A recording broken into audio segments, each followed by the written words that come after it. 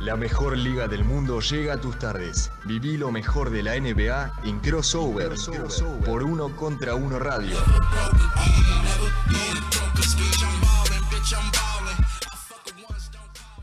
Muy buenas tardes para todos, estamos en una nueva edición de Crossover por Uno Contra Uno Web Radio. Una edición bastante peculiar porque ayer tuvimos, como todos saben, la lotería del draft. Vamos a estar arrancando el programa con un análisis sobre lo que sucedió, sobre lo que puede llegar a suceder en el draft, que es finalmente lo que más importa en cuanto a las elecciones.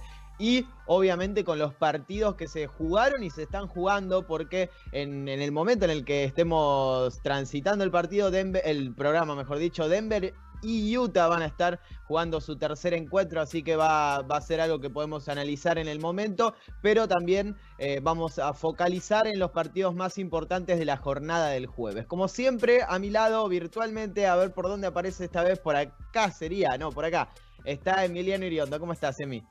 Hola Lea, muy buenas tardes para vos y para todos los que están del otro lado. Así es, estamos ya sería el tercer partido. Arrancamos con los terceros partidos este viernes. Claro. Ya tuvimos recientemente la victoria de Toronto, que prácticamente le dio un aviso a Joe Harris de que no tiene por qué volver, no necesita regresar a Orlando. Y en estos momentos se está arrancando el partido de Denver contra Utah, una serie igualada 1-1, como está la gran mayoría de las series en estos momentos, y que podría empezar a torcer el timón para el lado de o bien de los Nuggets o bien de los Jazz. Así es, 117-92 ganó Toronto el tercer partido, 3-0 ya la serie en esta parte de la conferencia este, que quizás es la eliminatoria más despareja de todas, o la que tiene un equipo claro, como claro candidato, más allá de lo que pueda suceder con Milwaukee y Orlando, que Orlando pudo ganar un partido y también estuvo en la pelea en el segundo en ciertos momentos y se acercó en el marcador. Toronto y Brooklyn, la verdad que han demostrado, por el lado mejor dicho de los Raptors, que no hay comparación entre un equipo y otro, más allá de lo bien que lo han hecho los Nets en esta temporada y en esta burbuja, principalmente ante todas las bajas. Es cierto que la diferencia es muy grande. 117-92 con otra gran actuación de Fred VanVleet, 22 puntos, 6 triples, Siakam sumó 26 tantos, así que las dos grandes figuras que tienen estos Raptors, que más allá de figuras son un componente más de un equipo muy sólido, le dieron la victoria en esta jornada. Pero nosotros vamos a arrancar con lo que fue la lotería del draft. Teníamos muchas expectativas sobre lo que pudiera llegar a suceder. Obviamente, 3 equipos con la mayor cantidad de chances, 14% para Cleveland, Minnesota y Golden State Warriors. Finalmente, 2 de ellos se quedaron con los 2 primeros puestos, así que se dio la lógica en esta ocasión. Recordemos que la última lotería del draft le había dado el número 1 al equipo que tenía 6% de chances.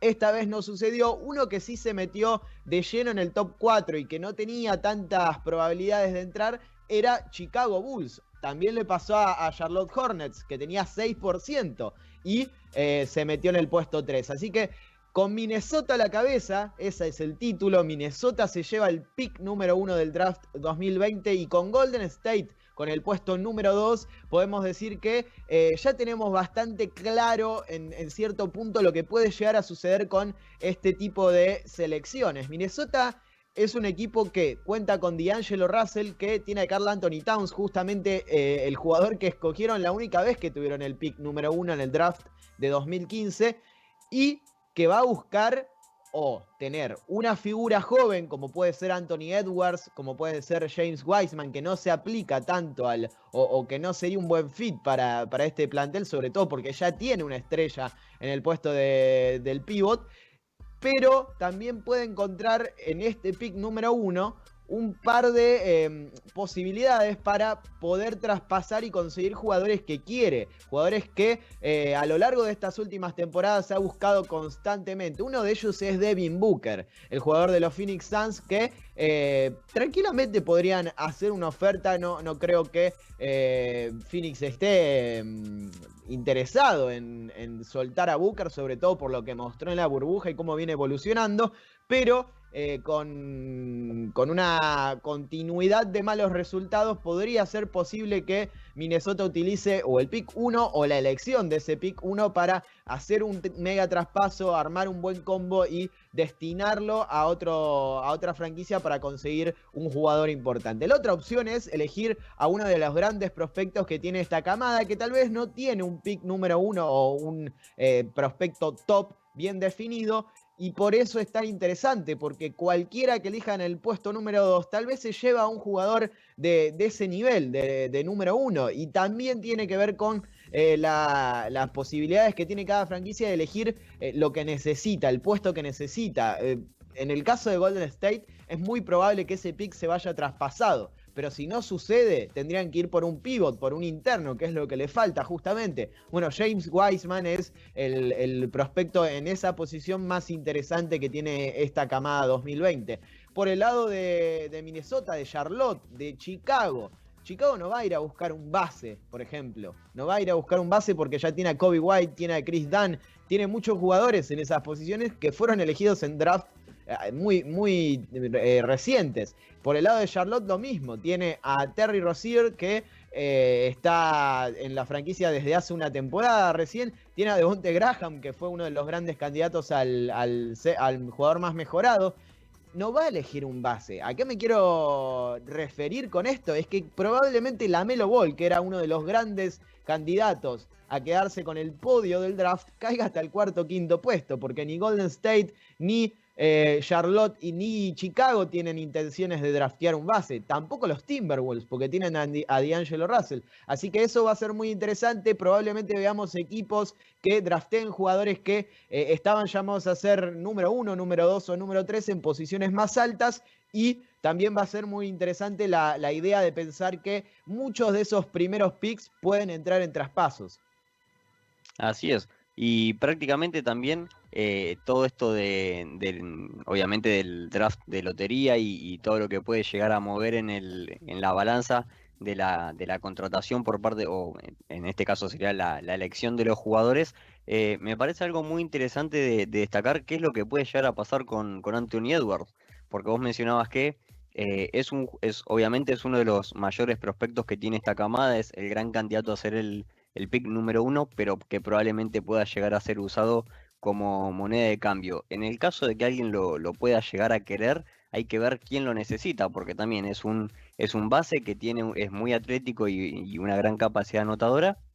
Y prácticamente, como bien analizabas vos recién, no hay muchos equipos que estén necesitando un base en estos primeros puestos. Pero en el caso de que se lo quiera quedar Minnesota, también tendría un buen recambio y bastante confiable por lo que se pudo ver en estos meses, hasta que se tuvo que suspender el torneo de la NCAA para D'Angelo Russell, que si bien es un jugador de lo más confiable y que tuvo un gran nivel, sobre todo a principio de temporada cuando estaba en Golden State y después cuando tuvo que ser traspasado a Minnesota, hasta ese momento había estado teniendo un muy buen nivel, pero quizás con un compañero como Anthony Edwards, así se dice, que pueda tener minutos, que lo pueda enseñar a transitar estos primeros meses en lo que es la NBA, podría también encontrar un diamante en bruto que quizás no lo estaba buscando y que si no llega a lograr su cometido de tener a un jugador como por ejemplo es el caso de Devin Booker que vos lo mencionabas y obviamente termina quedándose en los Timberwolves, podría también estar encontrando una especie de salvador o por lo menos alguien que le dé un envión durante la temporada como para poder levantar un poco el rendimiento de la franquicia. Sí, es un jugador que tal vez es de los que más se adaptaría a la NBA actual, como decía Emi, un base, un escolta con mucho poder de anotación, muy atlético y que no va a sufrir esa transición que normalmente sufren los jugadores de la NCAA a la NBA por cuestiones de físico, de ritmo, porque ya lo tiene, es ese tipo de proyecto, de prospecto, y le vendría bien a cualquier equipo en estas condiciones. Lo cierto es que ahí entran a jugar conceptos que quizás cada uno tiene o considera o analiza de manera diferente. Ahora te voy a meter, Leo, ya en la conversación, porque este es un debate que tiene millones de años, bueno, estoy exagerando un poco, pero tiene muchos años y siempre hay alguno que piensa distinto que el otro y está bueno analizarlo desde ambos puntos de vista.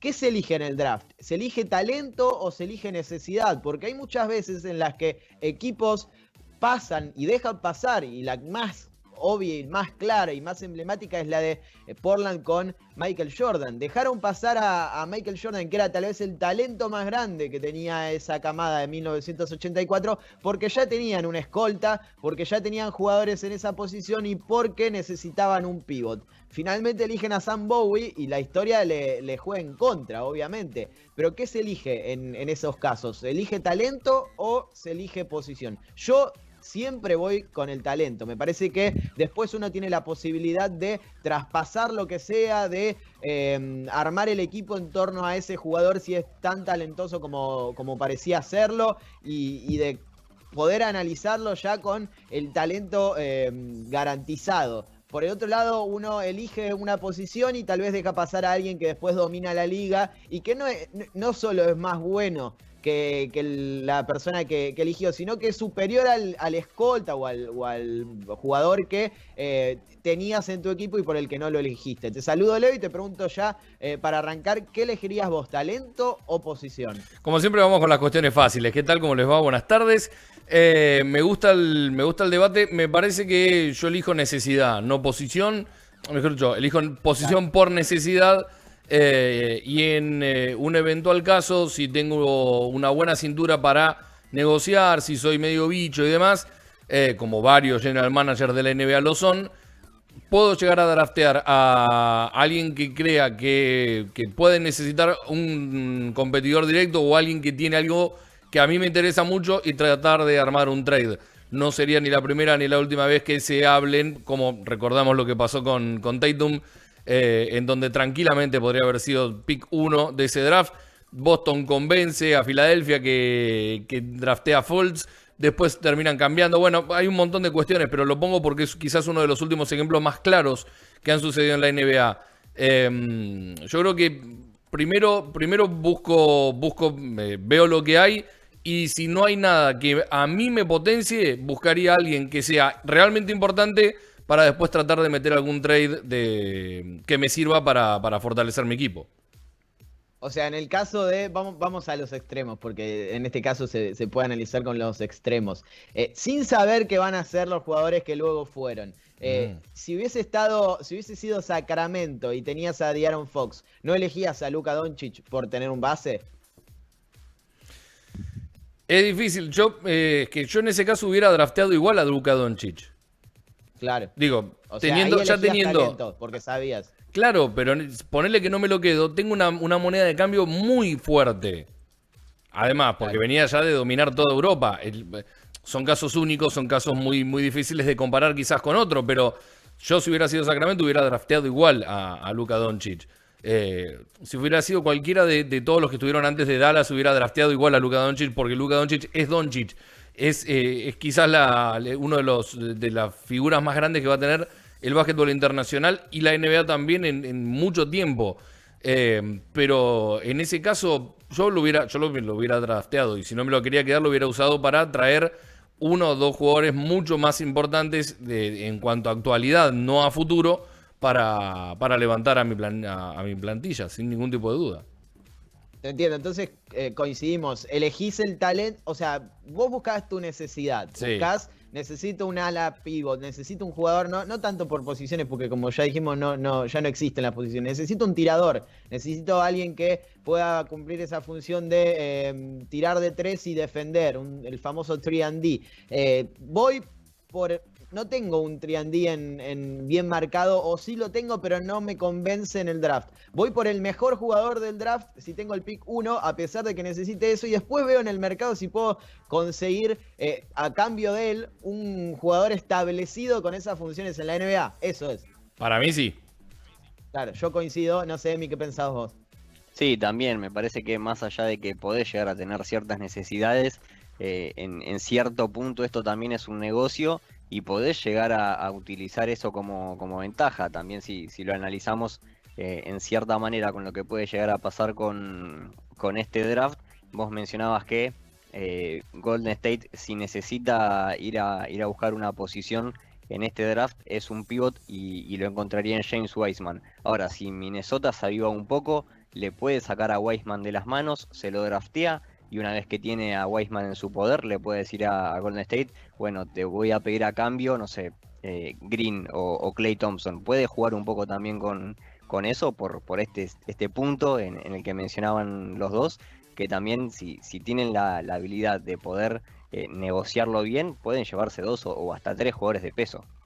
Sí, y no sé si tanto en ese tipo de casos en los que hay jugadores equipos, mejor dicho, que están consolidados, como Golden State, tal vez con Curry y con Thompson ya sanos, y sabiendo que van a ser competitivos nuevamente, no van directamente por un traspaso y se quedan con lo que tienen, con Looney, con Wiggins, con el equipo que jugó esta temporada, sumados a Curry y a Thompson. Pero es muy cierto que Minnesota puede, por ejemplo, tantear el mercado y ver quién está interesado en Anthony Edwards. Un ejemplo, ¿está interesado Filadelfia en Anthony Edwards? Estoy dando un ejemplo que tal vez no tiene sentido, pero ¿está interesado? Bueno, lo drafteo y veo qué le puedo sacar a Filadelfia y veo si tiene algún jugador que me interese mucho, y si no me lo quedo y veo, porque también son jugadores, no monedas de cambio solamente, y muchos de ellos van a ser interesantes y probablemente muchos de ellos tengan un gran rendimiento en la NBA, y no muchos tal vez, pero algunos sí, y eso hay que verlo también porque traspasar por traspasar no sería algo que tuviera mucho sentido. Pero bueno, Minnesota se quedó con el pick número 1 del draft, Golden State se quedó con el número 2, cierra Charlotte el podio y Chicago se mete en ese cuarto puesto que le puede dar la posibilidad de elegir un jugador importante para añadirle a ese núcleo del que tan bien hablábamos en los últimos programas, con Wendell Carter Jr., con Kobe White, con Zach LaVine, con Lauri Markkanen y tantos otros jugadores que van a ser el futuro de esos Chicago Bulls. Arrancamos a hablar de... Sí. Antes de pasar a lo que es la actualidad del NBA, también tenemos que mencionar que este es uno de los drafts que le interesa, digamos, al básquetbol argentino, porque probablemente tengamos un representante entre las filas. Y además de que se confirmaron los primeros 14 puestos por la lotería, también se terminaron de confirmar el resto de las posiciones.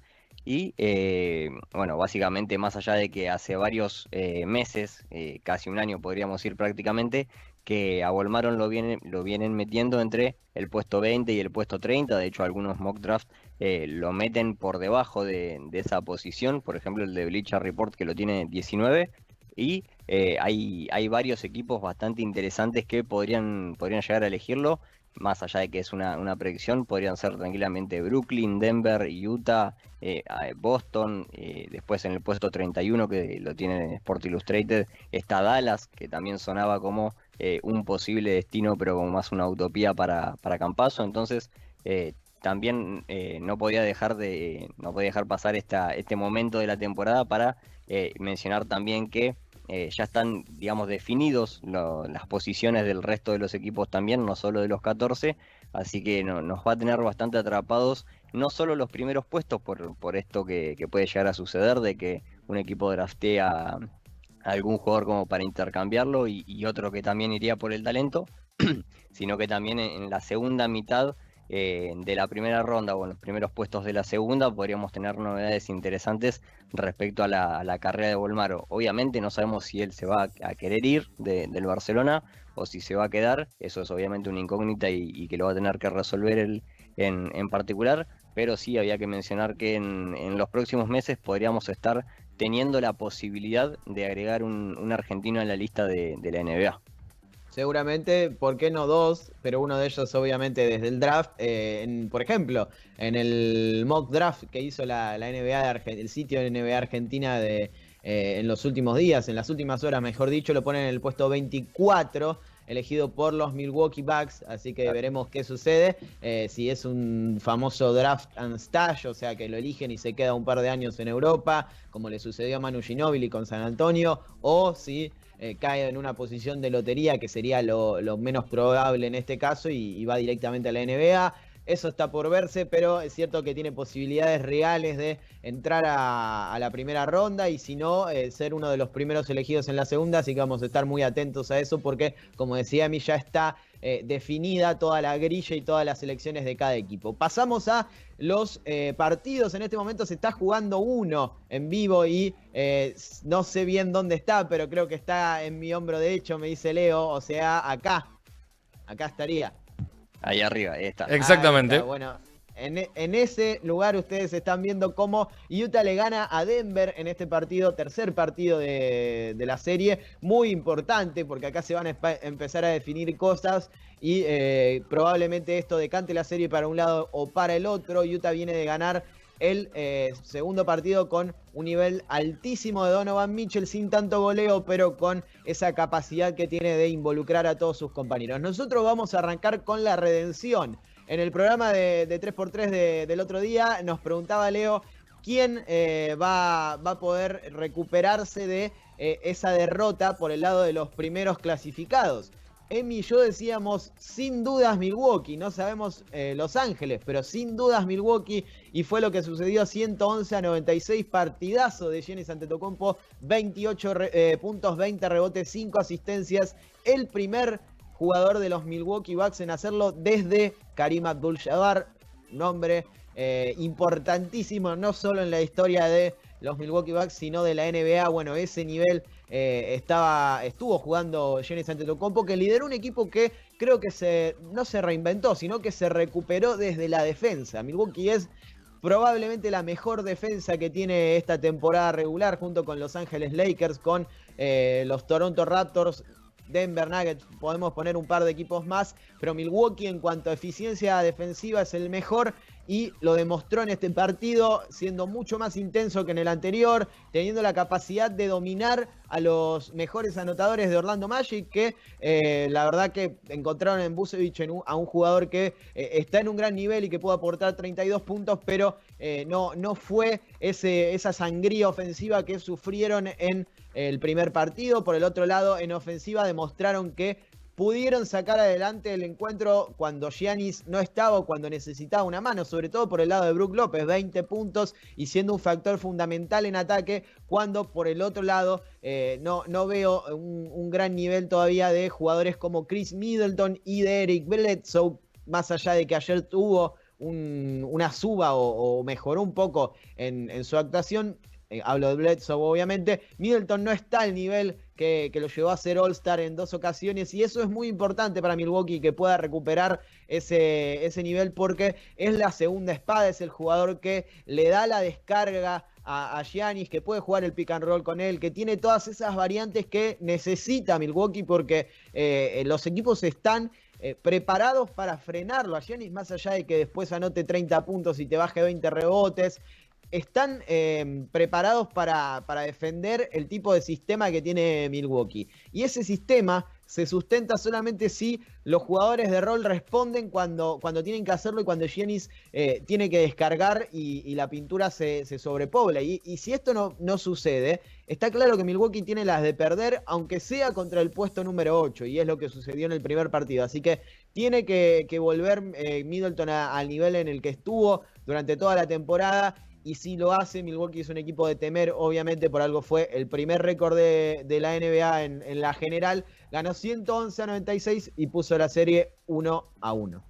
Vos precisamente hablabas de Middleton y su nivel bajo, que bueno, es realmente alarmante porque hasta el parate de la NBA había sido uno de los grandes jugadores de Milwaukee y era sin lugar a dudas el número 1 cuando Giannis no estaba.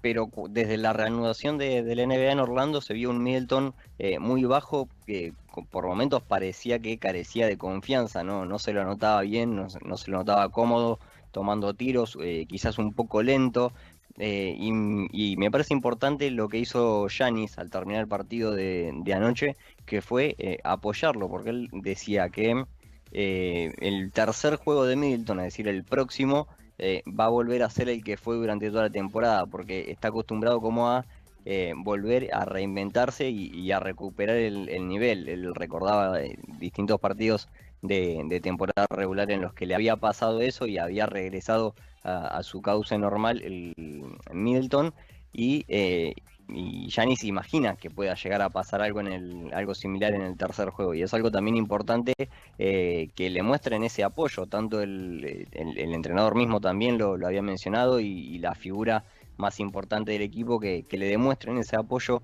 a un jugador tan importante como Middleton, puede llegar a hacer que eso suceda, que en los próximos partidos Middleton vuelva de a poco a tener el nivel que demostró en la etapa regular, y vuelva a ser ese tirador confiable, ese jugador de rol que siempre que estaba en cancha rendía, y cuando estaba fuera de ella también un poco se sentía el impacto.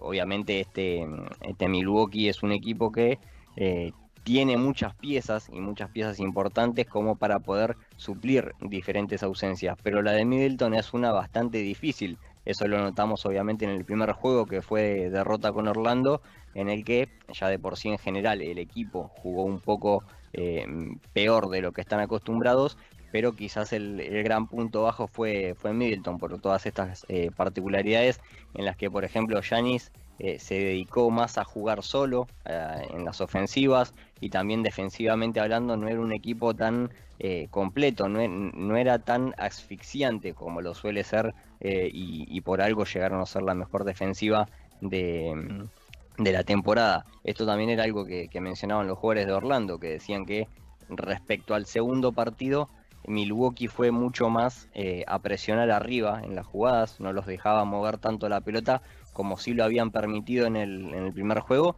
y por eso terminaron por debajo de los 100 puntos. Quizás una de las claves en esta burbuja es que hacer menos de 100 puntos te termina asegurando prácticamente una derrota. Muy pocos equipos pudieron ganar anotando menos de 100, inclusive en los primeros juegos en los que era a 10 minutos los cuartos y no a 12 como están acostumbrados.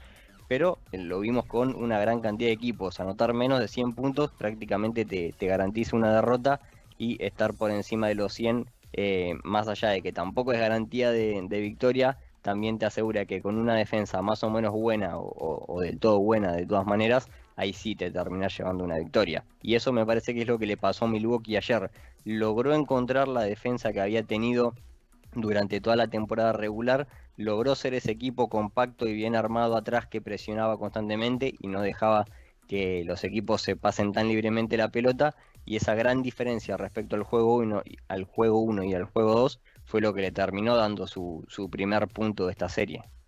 Anotar más de 100 puntos y meter muchos triples, eso es lo Claro. que indica la burbuja en este caso. Y si hablamos de meter muchos triples, tenemos que ir directamente hacia Houston, y esa segunda victoria que lograron los Rockets ante Oklahoma City Thunder por 111-98, partidazo. La verdad que un partido importantísimo para Houston, porque como decíamos fue una de las pesadillas más grandes que puede encontrar la franquicia texana. ¿Por qué? Porque Harden solo metió 21 puntos y repartió 9 asistencias, 2 de 11 desde el triple. La verdad que muy bajos los porcentajes para Harden, obviamente, y todo lo que hizo en este partido, todo es bajo para Harden, que es un jugador que nos invita a pensar que normalmente, y nos acostumbró a que metiera constantemente partidos de 30 puntos o más.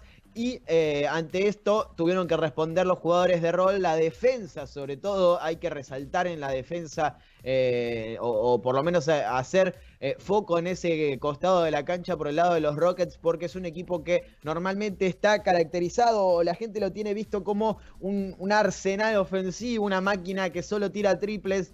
Ya vamos a hablar de cómo fue el tema de los triples en este partido, pero la defensa de Houston, sobre todo el sistema que practican y que ponen en cancha para frenar esa deficiencia o tapar esa deficiencia que tienen en el rebote ofensivo, y cómo rotan y cómo cambian y cómo se manejan en ese sentido para no dejar que el rival se aproveche de lo que ceden en cuanto a tamaño, en cuanto a aporte y todo lo que tiene que ver con este small ball, la verdad que es espectacular. Por el otro lado, 56 intentos de triple, es brutal la cifra. 5 veces un equipo llegó a superar o alcanzar los 50 triples en los playoffs, en la postemporada.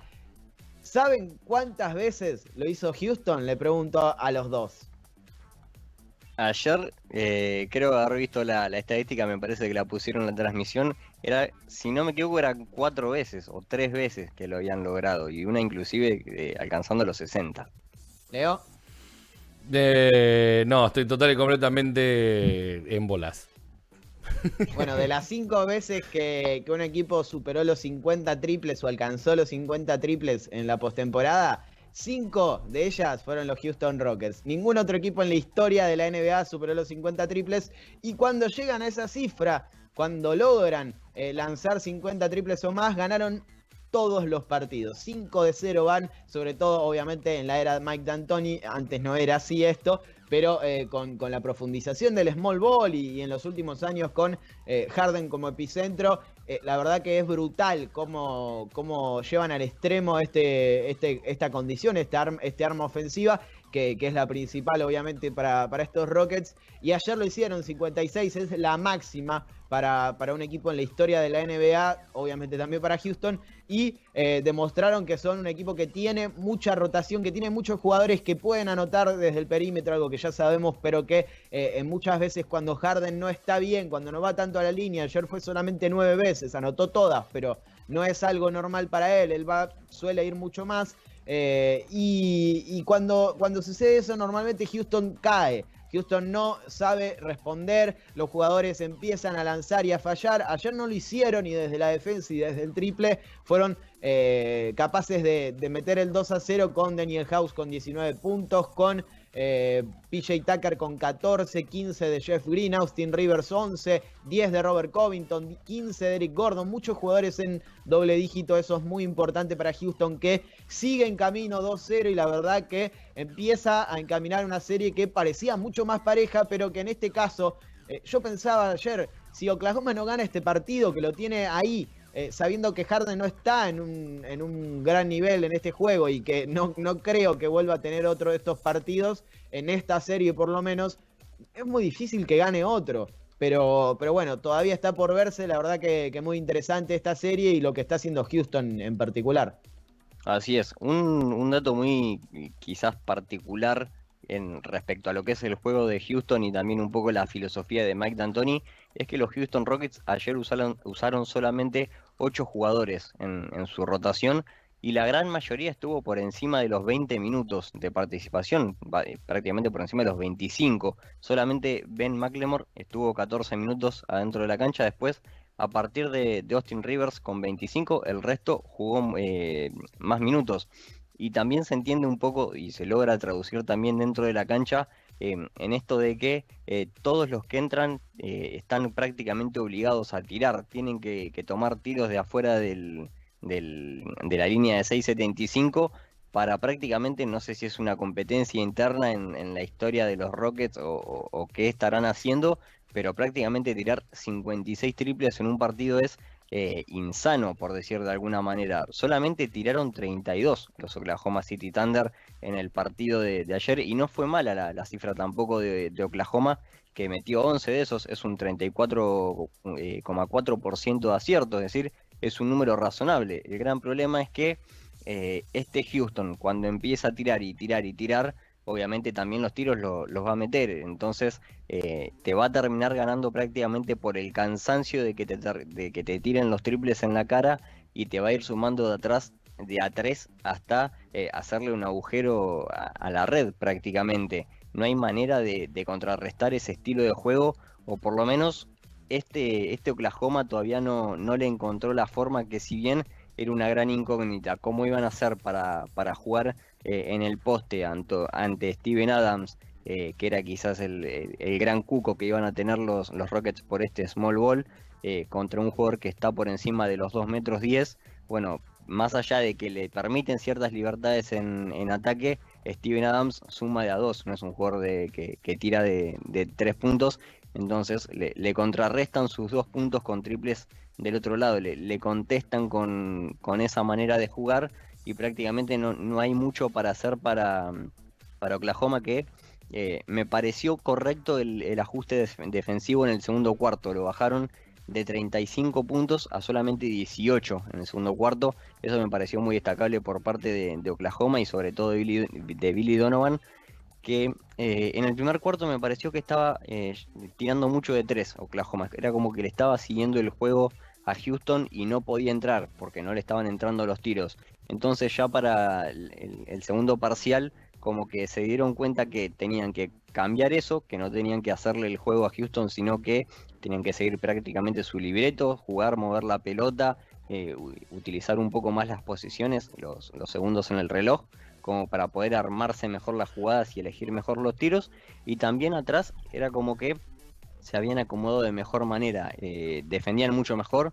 A eso también estuvo acompañado obviamente la ineficacia de Harden, que como bien decías vos, Lea, metió solamente 2 triples y erró 8 de los primeros 9, es decir, fue una noche fatal para Harden, sobre todo en la primera mitad, desde el triple, y el resto de sus compañeros también en ese segundo cuarto no podían encontrar tiros cómodos. Los que metían eran prácticamente, si no me equivoco, Green y Gordon habían sido los autores de los triples en ese cuarto, que prácticamente no habían estado cómodos, no habían podido encontrar tiros, fueron todos contestados y si bien metieron algunos, después el resto iban afuera.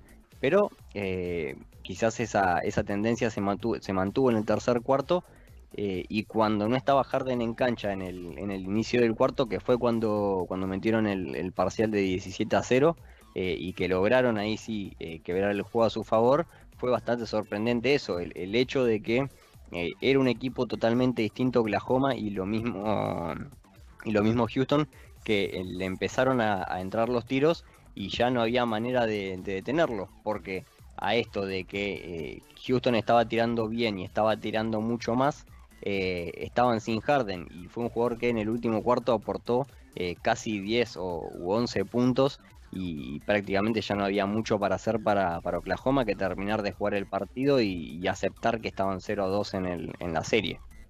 Vamos a ver una cifra y una placa que nos va a poner muy gentilmente Leo, que tiene que ver con esto, con Harden, y que ya escaló hasta el 10º puesto histórico de jugadores con más triples en la postemporada. Ahí vemos a J.R. Smith, por ejemplo, Kobe Bryant, Kevin Durant. Él está con 286 y muy probablemente en estos playoffs solamente ya supere a Durant, a Kobe, a J.R. Smith, y esté cerca de Reggie Miller y pueda llegar a ponerse ahí por delante de muchos jugadores. Te la pido de nuevo, Leo, para hacerte una pregunta. ¿Dónde está Stephen Curry? ¿Y por qué pusieron la placa hasta el 2? No entiendo qué hicieron acá. Debe ser porque lleva 470 Curry en playoff y ya lo ponen como que juega en otra liga y no puede competir contra los demás, porque si no se entiende. Lo mandaron a dormir a Stephen, que como está fuera de playoff no lo quisieron incluir en esta. Es muy extraño, es realmente muy extraño, pero vos fijate dónde está Harden y todo, y justo quién está encima de él es lo más gracioso. J.R. Smith, porque quizás alguno no está viendo y está escuchando y dice, ¿quién está en el puesto número 9? J.R. Smith está en el 9º, la hora jugador de los Lakers. Y es uno de los pocos en ese lote entre Ginobili y tal vez Harden, que está en actividad, que va a jugar estos playoffs, que está jugando slow, así que podría seguir escalando, pero bueno, el volumen que tiene de tiro Harden es brutal, y con un promedio de 4 triples anotados por partido, jugando esta serie y la otra, tranquilamente llega a Reggie Miller y por qué no a Manu Ginobili, así que va a estar haciendo historia Harden, metiéndose en el top 5 o cerca del top 5 de máximos tripleros en la postemporada, algo que viene profundizando con el tiempo y que la verdad que es increíble por una cuestión de volumen y de eficiencia dentro de ese volumen, porque tirar un montón también te lleva a bajar porcentajes, lo de Harden es muy alto para la cantidad de lanzamientos que intenta y es la verdad que algo muy, muy interesante y para destacar, obviamente. Pasamos al partido número 2 de la serie entre ¿Puedo hacerles una Miami pregunta? Igual relacionada Sí. con lo de Houston. Una Sí, pregunta claro corta que sí. relacionada con lo de Houston que me quedé pensando escuchando el análisis que hacían ustedes dos, sumado también a que vio el partido ayer de ratos y un poco lo que charlamos esta mañana con Juan con 3x3. Si ustedes son D'Antoni, ahora que se dieron cuenta que puede confiar en todos los demás, ¿qué hacen? Y pensando que no jugó Westbrook todavía. No, yo ¿Modificás un poco tu Que plan de conteste- juego o no? ¿O lo dejás así Lo voy a que sea el dejar backup? lo voy a dejar a Emi. Mirá cómo arruga la Mirá primera. cómo pasó la pelota. Mirá cómo a mí Puede- me manda al puede arrancar, frente. puede Lo hacía arrancar. solo con vos, Leo, pero también lo hace conmigo, ¿eh? Qué Puedo bárbaro. arrancar si quieren, Qué puedo bárbaro. arrancar. No, Pero ahora que me hable van a Emi tener que primero. escuchar mucho tiempo. No, yo imagino que una vez que esté listo Westbrook lo va a meter en la rotación. Prácticamente es uno de los mejores bases que hay en la NBA y no por nada la mejoría se vio en este equipo, sobre todo desde la llegada de Westbrook en lugar de Chris Paul. El equipo cambió por completo en esta temporada regular y está ante una de las grandes chances en playoff de quedarse con el campeonato. Así que no lo veo a Mike D'Antoni quizás arriesgándose a no tener a su estrella. Es verdad que vos recién mencionabas quizás una palabra clave, que es backup. Tenerlo ahí guardado a Westbrook puede ser un arma de doble filo, porque o bien salta de la banca y se come a todos los rivales y termina el partido con un triple doble como estaba acostumbrado en Oklahoma, o bien quizás le juega un poco en contra en la cabeza y baja su nivel. Así que me parece que Mike D'Antoni lo tiene que considerar, pero lo imagino ya una vez que esté listo de la lesión, que vuelva a entrar a la cancha de arranque, porque es una de las grandes piezas que tiene este equipo y sin lugar a dudas es el segundo mejor o la segunda estrella de estos Rockets. Yo creo que Westbrook es el factor definitivo si los Rockets quieren salir campeón en esta temporada. Incluso en ciertos momentos más que Harden. Obviamente Harden es el mejor jugador que tiene Houston y en él se basa todo el sistema, pero va a ser vital si estos Rockets quieren salir campeones por todo lo que le aporta, por cómo encaja en este sistema y lo que decía Leo, ahora que pueden confiar en los tiradores, en la defensa y en cómo están respondiendo los jugadores de rol, bueno, me parece que es el momento perfecto para profundizar en este sistema, porque lo están entendiendo, porque están respondiendo cuando tienen que hacerlo y si a eso le sumás la posibilidad de tener un jugador que encaja perfecto como Westbrook y que puede ser la pieza que te abra los espacios a la hora de generar en ataque y bueno, siendo ese jugador que penetra a canasto y abre para los tiradores y agrupa a la defensa rival, es el momento perfecto para hacerlo y creo que van a disfrutar muchísimo cuando Westbrook vuelva a la cancha, si está bien físicamente, obvio, pero no, yo no lo saco jamás porque además creo, como decía, que es el jugador vital y el diferencial si estos Rockets quieren salir campeones. Está muy bien, igual estaba claro que yo no decía de sacarlo a Westbrook de la rotación ni mucho menos, sino si no modificaba un poco el libreto y le daba incluso más libertades a quienes hoy están a varios casilleros detrás a la hora de tomar decisiones justamente en los Rockets, que son cualquiera que no sea Harden, cualquiera que no sea Westbrook. Me parece que ayer un poco la confianza de D'Antoni en la segunda unidad, pensando que no está Westbrook y que Harden es una unidad en sí mismo. Me parece que ayer la confianza estuvo muy bien. El tema es que al próximo partido la vuelve a meter Harden y esa confianza puede hacer un poquito de mella en todos los demás si no vuelven a tener las posibilidades que tuvieron. Creo que es fundamental el trabajo del cuerpo técnico en sí, en la cabeza de todos los demás que no son ni Russell Westbrook ni James Harden, para mantenerlos atentos y mantenerlos alerta ante cualquier cosa que necesite el equipo. Pero bueno, no dejan de ser seres humanos que puedan llegar a acusar el golpe de volver a la realidad y darse cuenta que el partido que viene probablemente no los necesiten en el 70% de los ataques.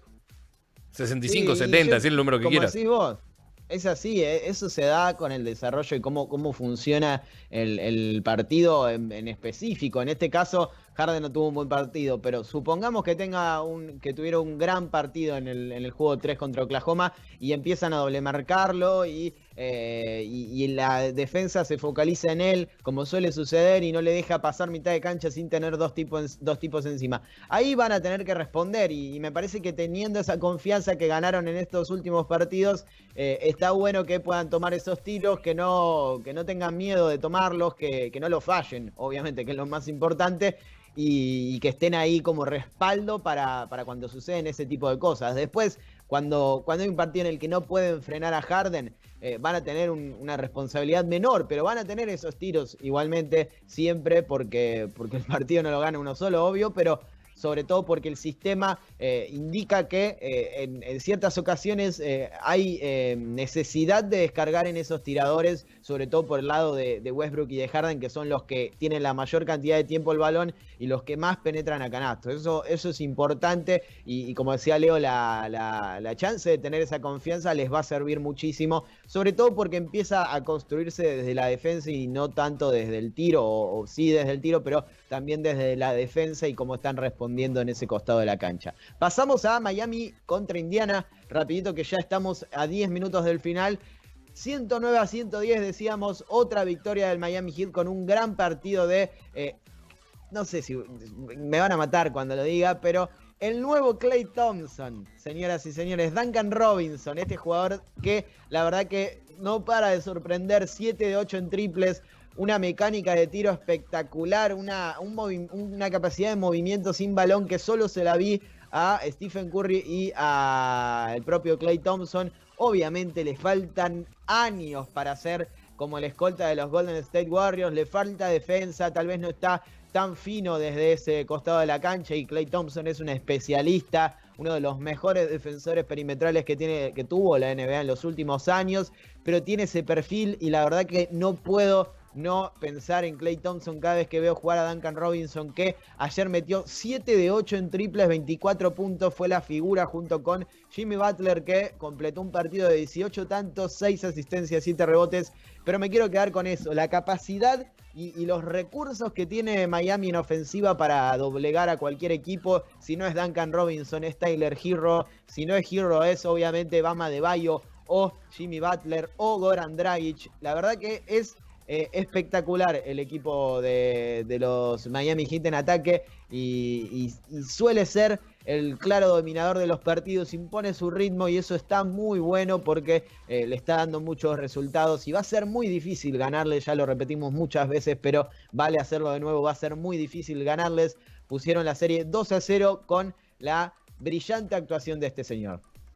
Sería muy interesante ver quizás un cruce, obviamente salvando las distancias, y que tendría que ser obviamente en la final por una cuestión de conferencias, entre Houston y Miami. Un choque de estilos muy marcado con dos equipos que utilizan muy bien el lanzamiento de tres, pero que me parece que Miami está un paso por delante de ese small ball que manejan los Houston Rockets, más allá de que quizás es su filosofía de juego y Miami no lo utiliza tanto como Houston, pero sí que utiliza muy bien sus piezas, tanto Robinson como Herro, como Iguodala, como Jimmy Butler, hasta Goran Dragic te pueden tirar un triple tranquilamente y son tiradores muy confiables, pero también tienen la capacidad, quizás Robinson menos que el resto, por esta cuestión de que vive un poco más del triple, que también te pueden atacar el aro con una tranquilidad total y te pueden desarmar una defensa en cuestión de segundos moviéndose un poco la pelota. Es un juego muy vistoso, muy llamativo, quizás al que no estaban acostumbrados los Miami Heat mientras estaba Wade siendo parte de este equipo hasta su retiro en la temporada pasada. Y la verdad que el equipo y el rendimiento de Miami este año sorprendió al principio, pero después fue acostumbrando al resto que esta es la nueva manera de jugar al básquet para este equipo, y que por muchos años más también lo va a tener en la elite, porque tiene jugadores jóvenes. Obviamente, bueno, Robinson, Nunn y Herro son quizás los tres grandes proyectos que tiene este Miami Heat, pero también tienen a un Jimmy Butler que, si bien ya tiene varios años en la liga, quizás estemos a la mitad de su carrera profesional recién, bueno, Bam Adebayo, que decir de uno de los mejores pivots o ala pivots de la liga, que tuvo su primer All-Star esta temporada. Y después quizás sí encontremos en Iguodala o por ejemplo en Kelly Olynyk o en Goran Dragic, que son jugadores un poco más viejos o un poco más avanzados en sus carreras. Pero este Miami Heat durante varias temporadas lo vamos a tener ahí peleando arriba. Quizás la cuota de inexperiencia le pueda llegar a jugar en algún momento porque no tiene muchos jugadores que sepan de qué se trata jugar estos playoffs, más allá de que Iguodala haya sido el MVP de las finales del 2015 y Jimmy Butler, como mencionaba, ya tiene sus buenos años. Pero después el resto obviamente tiene que probarse y tiene que transitar el camino de los playoffs antes de afianzarse en este tipo de juegos. Así que lo veo a Miami muy bien, muy entero y causándole más de un dolor de cabeza a Milwaukee en el caso de que se den los resultados lógicos y de que terminen accediendo ambos a las semifinales de conferencia, porque va a ser un cruce muy interesante, que obviamente lo vamos a analizar más adelante, pero así haciéndolo un poco más apresurado. En el caso de que Milwaukee no esté al 100%, se le va a hacer muy cuesta arriba una posible serie con Miami, y me parece que este Miami está listo, obviamente reitero, un poco quizás inexperto este equipo, para quizás hasta llegar a una final de conferencia y meter un batacazo ahí para meterse entre los 4 mejores de la liga. Sin duda, es un equipo ultra sólido, lo mismo que le destacamos a Toronto Raptors, también se lo tenemos que destacar a Miami, que durante toda la temporada lo ha demostrado, pero en esta burbuja la verdad que sigue exhibiendo esa capacidad de dominar los partidos, de hacerlo desde el ataque, pero teniendo un mix de experiencia con juventud, Jimmy Butler como líder, todos estos jóvenes que nombrábamos como piezas de recambio, pero muy valiosas. Bam Adebayo como la figura, porque es el único All-Star de este equipo, más allá de que a veces se nombra primero a otros jugadores. Bam Adebayo es importantísimo para el funcionamiento de este Miami Heat, y con la serie 2-0 muy complicado el panorama para Indiana, que no parece encontrarle la vuelta a este juego, a esta eliminatoria, y va a empezar a sufrir si no gana un partido pronto. El que ganó un partido y ya está con la serie empatada es LeBron y sus Los Ángeles Lakers, que vencieron 111-88, paliza total del equipo de Los Ángeles al de Oregon por una cantidad muy abultada, con una gran actuación de Anthony Davis, 31 puntos, 11 rebotes. Pero me quiero quedar con esto: 10 puntos de LeBron, 10 puntos de JaVale McGee, 16 de Caldwell Pope, varios triples, 3 de 4 si mal no recuerdo, 11 de J.R. Smith, 7 de Kuzma, 9 de Dwight Howard. Una gran cantidad de jugadores casi en doble dígito o en doble dígito. Confianza en el tiro exterior, no notaron muchos triples, es cierto, pero tuvieron la confianza para tirarlos, y eso ya le abre ciertos espacios a jugadores como Anthony Davis y a LeBron James, que dominaron a su manera cada uno, obviamente, el partido. Anthony Davis fue la figura, con esa capacidad que tiene de anotar contra cualquiera, es un mismatch contra cualquiera, y eso se lo da su altura, obviamente, su tamaño, pero también la facilidad que tiene para manejar el balón, para salir al perímetro, para atacar a los internos con un crossover tal vez, haciendo un poco de autobombo, pero todos esos recursos le dan a Anthony Davis esa capacidad para ser uno de los jugadores más dominantes que tiene la NBA, no solo en la pintura, sino a términos generales. 111-88 decíamos, con bueno, el problema para Portland de la lesión, esa discolocación, creo que se dice así, en el índice de la mano izquierda de Damian Lillard, que tuvo que salir del partido en el tercer cuarto, pero ya declaró que voy a jugar el tercer partido, así que vamos a tener a Damian Lillard, que no tuvo un gran aporte en este partido, 18 puntos, lo mismo para McCollum, 13 puntos, pero salieron del juego en el tercer cuarto, ya era un dominio absoluto que impuso Los Ángeles desde el principio, supo ponerse encima de Portland, tener el protagonismo del juego y dominar con su estilo y con su sistema. Eso está bueno, obviamente desde la defensa también lo hicieron porque, como decíamos antes, son uno de los mejores equipos defensivos que tiene la NBA, sobre todo en la pintura. Son los mejores protectores del aro que tiene la liga, entre David, Howard, McGee. La verdad que todo eso tiene que salir a relucir, y igualmente me sigue preocupando un poco lo que es el problema que tienen principal, creo yo, en el tiro exterior. No veo que por más que tengan esa confianza, tengan esa capacidad para anotarlo, y a pesar de que le dieron minutos a J.R. Smith, que algo que yo pedía porque para algo lo trajeron, de que tiraron con confianza, de que Caldwell Pope lo hizo, de que Kuzma también lo hizo, no están anotando, y eso es preocupante. No sé si para esta serie tal vez, porque si Los Ángeles puede jugar como jugó ayer y puede bajarle el goleo a Portland, tendría que ser el candidato, pero sí para unas semifinales de conferencia ante Houston o Oklahoma. Sí, va a ser una serie muy reñida hasta el final, sobre todo teniendo en cuenta que eh, fue un partido muy diferente respecto al primero, obviamente defensivamente hablando. Si bien los Lakers no fueron la mejor defensa de la NBA, también Portland estuvo muy poco certero de cara al aro rival. Se está obviamente salvando las distancias, y teniendo en cuenta que fueron solamente 2 partidos, es el peor ataque en playoff. Está por debajo de los 100 puntos cada 100 posesiones, cuando había sido el mejor ataque con 122 puntos por cada 100. Es decir, es un cambio rotundo el de Portland respecto a lo que fue en los 9 partidos que disputó de esta mini temporada regular con respecto a estos dos, y este fue el gran punto de quiebre, este último. Obviamente imagino que, como sucedió con los Lakers y con el resto de los equipos que perdieron el primero y que se sobrepusieron para el segundo, va a haber un cambio de imagen en cuanto a su juego y en cuanto al estilo el estilo de más que nada las ofensivas, de que van a poder estar mucho más certeros de cara al aro rival. Pero sin lugar a dudas que lo de Portland fue llamativo, y no era que, por ejemplo, cuando se lesiona Lillard, no es que perdieron por eso, sino que ya estaban abajo por 30 cuando tuvo que salir el base. Es decir, fue un mal partido en líneas generales para todos los jugadores del equipo. Prácticamente no hay mucho que decir por el lado de Portland, porque tuvieron una mala noche y no pudieron nunca meterse en juego en los primeros cuartos, que fue donde prácticamente quebró el juego a su favor Los Ángeles.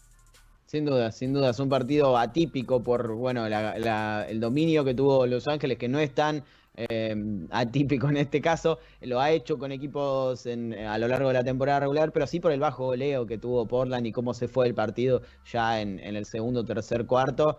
No va a suceder de nuevo, probablemente va a ser mucho más parejo, y eso también demuestra que va a ser una serie interesante. Ojo con esto, 42-20 gana Utah a 7 minutos del cierre del segundo cuarto.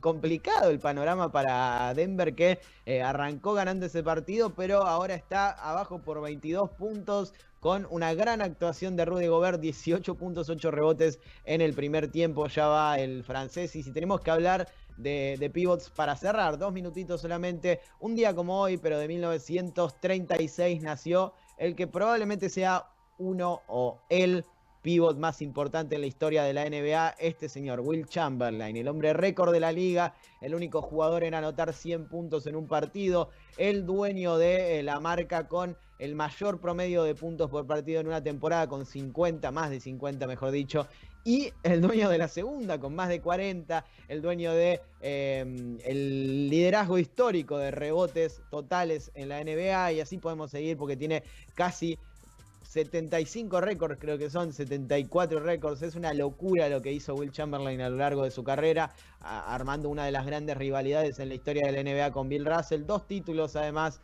uno con Filadelfia, otro con Los Ángeles Lakers en 1972. donde sea que esté, lo felicitamos por esta carrera espectacular que ha tenido a lo largo de su trayectoria y seguramente le esté haciendo 200 puntos a alguien en algún lugar, ¿no?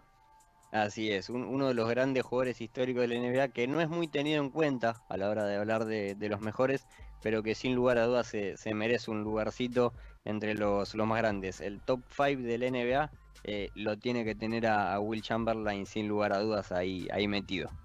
Seguramente. Bueno, el recordatorio de una leyenda para irnos. Te agradezco, Emi, como siempre, y nos vemos el martes. Así es, nos vemos el martes ya con, bueno, por lo menos los primeros 4 juegos de cada serie disputados, quizás alguna barrida en el camino. Y tenemos la de Toronto, que puede ser barrida, ya está 3-0. Houston tiene la chance todavía de hacerlo. Y los otros están un poco más parejos. Boston lo puede hacer también y Miami. Esos son los 4 equipos que están 2-0 o 3-0. Los demás están un poco más complicados, pero podríamos tener ciertas definiciones. Así que vamos a estar analizando todo eso. Como siempre, gracias, Leo, y nos vemos el martes. Abrazo grande a los dos, buen fin de semana. Quédense prendidos en la pantalla de Uno contra Uno Web Radio y nosotros nos vemos en la próxima.